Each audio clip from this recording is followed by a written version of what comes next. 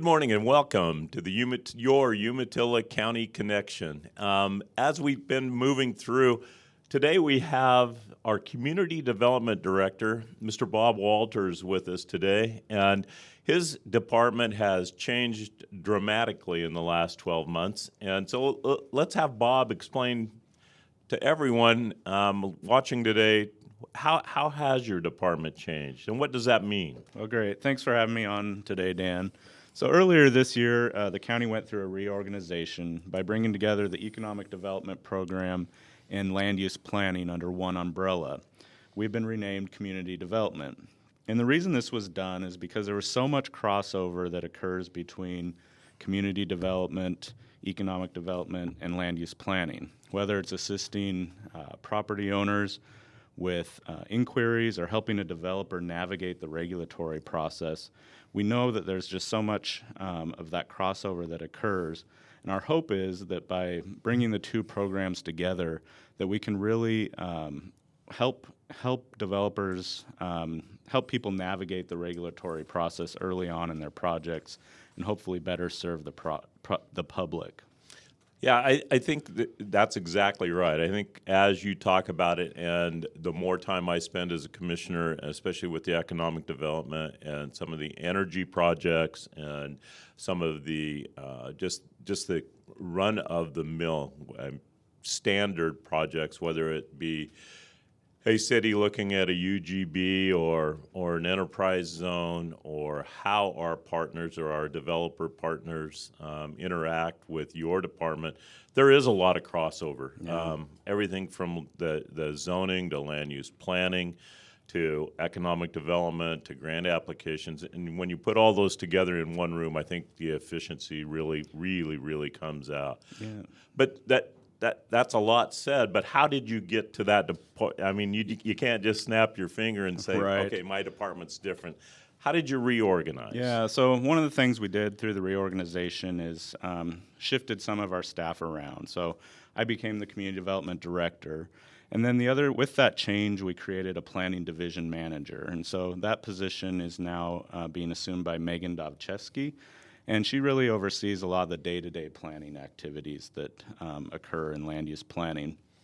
One of the other changes with the reorganization has been to move the GIS mapping responsibilities all under one umbrella down into the assessor's office. And one of the reasons we did this is because it now serves as a central point for all of GIS, rather than having GIS technical experts in multiple departments. We brought them all in-house into one department, and I think it's really been more efficient in the way we're going to be able to move forward. The reorganized community development department also includes 7 staff members, and we oversee a variety of programs ranging from economic development and tourism, land use planning, code enforcement, and public transit. We also provide staffing to several committees in the county, including Solid Waste Advisory Committee and the Smoke Management Committee. And then finally, our team is also involved in a number of natural resource-related projects, ranging from groundwater and quantity and quality issues in the county, floodplain management, and energy projects. So a really wide variety of things. Yeah, that's obvious. And when you say them really fast, it sounds like the jobs are not quite as critical. But when you go into code enforcement or transit, those are time-consuming, county-critical positions that have everyday flash fires in front of them that they have to address, especially code enforcement, but transit's no different. Mm-hmm. Code or smoke management is no different. Those are all very critical components to what Umatilla County does. Yeah, I'll speak to that a little bit. One of the things I really enjoy about working for Umatilla County is that while we are the largest county in Eastern Oregon, we're also still relatively small when you look at other counties across the state. And so our staff has to wear a lot of hats and be able to do a lot of different things. But that's one of the things that makes the job so great is we get exposed to a lot of different types of issues here. And that's just one of the things that I enjoy, the variety of work that comes with this job, and I think a lot of my team members do too. I got to echo that as a commissioner because I'm blessed to be able to have different interactions with different department heads every day, and there's a different issue on your platter every day to address. And it's not all of these issues, none of them are the kind that you can put at the bottom of the pile and say, I'll get back to. So the time management of our department heads is amazing to me, how well you guys do it. And going back to the nature of every step that we go through to make sure that our citizens and our constituents understand how we move forward on each item is time consuming. It and is. So it really can put you behind the eight ball. Just like a commissioner, you guys get calls every night and every day on issues. How do you figure out how to prioritize Yeah, those? so one of the things that our department's really striving for, and really all departments across the county, the commissioners have been going through a strategic planning process to update the county strategic plan, looking at doing that, I think, every 3 years. Yep. And they've asked department directors to do the same with their team members. And so we've come up with our own department goals. One of the biggest issues that we see as such a fast-growing county is trying to keep up on what we call long-range planning projects. So we have a lot of current planning projects, permits that come in that oftentimes are on statutory deadlines, and so we have to prioritize those first. And so sometimes those long-range planning projects like the comprehensive plan or our transportation system plan have to wait until we have some time to work on those. So that's an example of one of our goals we're working on is updates to some of these long-range planning documents that really will guide the future growth of planning in Umatilla County. Yeah, and I think that the necessity of that has really, over the last, let's say, 4 years, ever since 2019, when we didn't have a levee plan in place for the Birch Creek levee, now we're in the middle of getting that finished. The pandemic brought out and highlighted so many different issues that need to be addressed. Right. I think that's critical. I'm glad you brought up the strategic goals, Bob, because the commissioners spent a lot of time developing our 10 goals, along with our mission statement. But one of those goals, and several of those goals, kind of have a direct effect on your department. But one of them, when we talk economic development, we talk about intentional development that's data-driven. And if you can kind of talk how we work through some of those applicants and some of those people that reach out to us on a fairly frequent basis. Yeah, so frequently we get calls from our constituents asking, well, could you do this, or how can we make this a little better? And so, I'll give an example. One of the things that our department's trying to do is to update our technology that we have and our computer platforms and programs. And so what we've done is an example of how we're better serving the public and addressing their needs is we've developed an interactive map online. And Incredible this is one of my favorite tools. One of our staff members, Megan, was just instrumental in getting this up and running. And what it is there's a interactive map tool. It's an Esri-based GIS tool, and the public can go online to access this tool at just umatillacounty.gov, and there's a drop-down under favorites, I think, for interactive map. And what it'll do is it'll allow users to zoom in on an aerial view of the county. They can zoom in and get parcel information, so they can select a particular parcel, figure out the assessment data with it, the size, but also display a number of different layers, and they're all brought in on one map. So you can click, say you wanted to look at floodplains, for example, or zoning. You can display that information on the map, and it's just another tool that we can use to serve the public, and they can do it from the comfort of their own homes and not necessarily have to come into our office to get a simple response or a map. So I highly recommend the tool if the listeners want to go check it out. Yeah, I do too, and I love it when you tell the story about one of the developers that we did sit down with, and he actually could navigate it and operate it, and really probably knew much more than I did, but it was really he was pretty impressed. Yeah.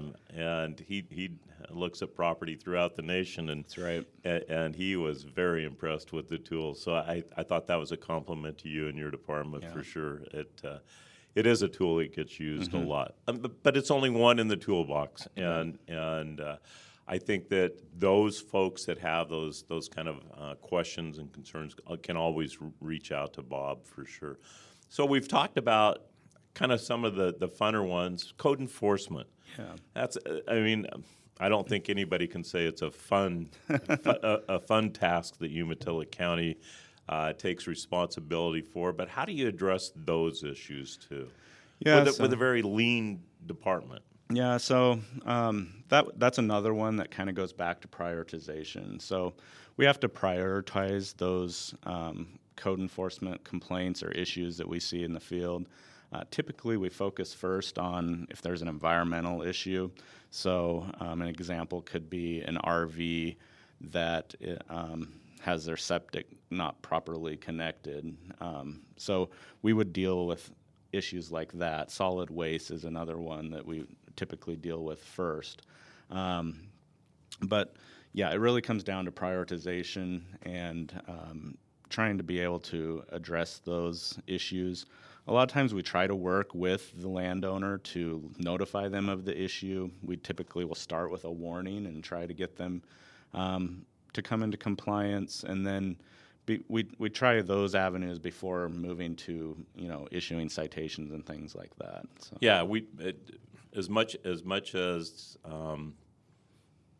enforcement's a last